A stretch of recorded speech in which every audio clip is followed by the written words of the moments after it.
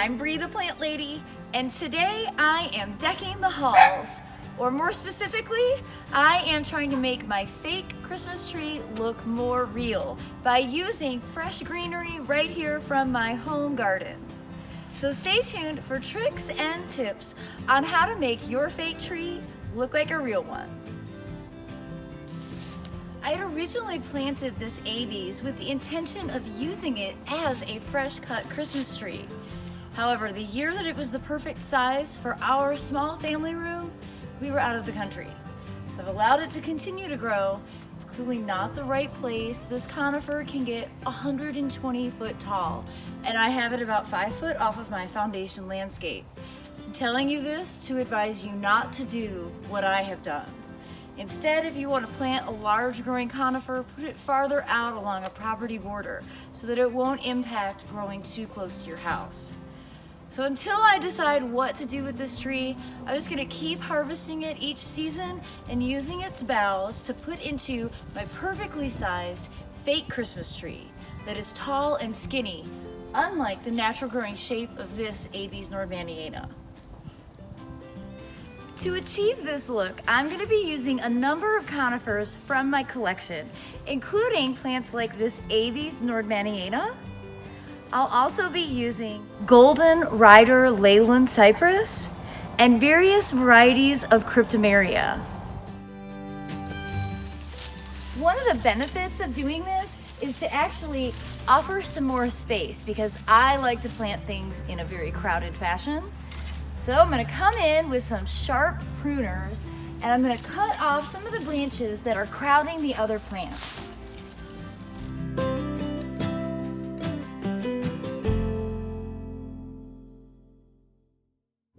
This Cryptomeria is super ugly. It actually got struck by lightning in the summer and it lost its leader. I've been waiting to cut it down just so I could use whatever greenery it has to fill into the fake holiday tree. So this afternoon, the chainsaw is coming out and this ugly tree is going to be removed for good. Now the golden rider is my all-time favorite conifer to add to the Christmas tree. And the reason I like it is it's got really straight branches and it's just this nice chartreuse color. Overall, I hate Leyland Cypress.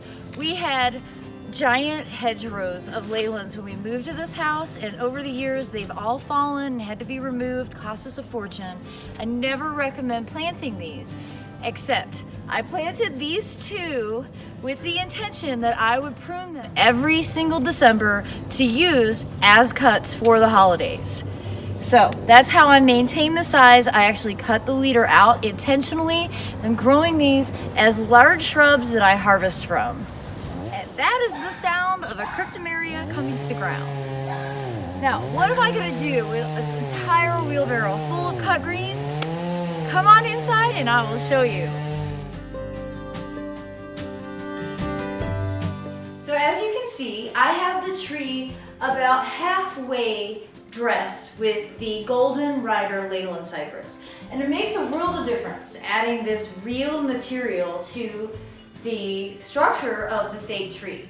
Now you can see this room isn't very big. I don't want to have to get rid of any furniture because this is our family room. This is where we sit and hang out every night. But to have the glowing tree is always really special at this season. So I just have to really fill from here up with more golden Leyland, and then I'm going to use the Cryptomeria and the Abies to scatter throughout to add an extra touch of unique charm in bringing the garden in. Then we'll add all of the different silver poppies, the hydrangeas, and I even spray painted some sesame stalks. I think this tree is going to look really special and unique.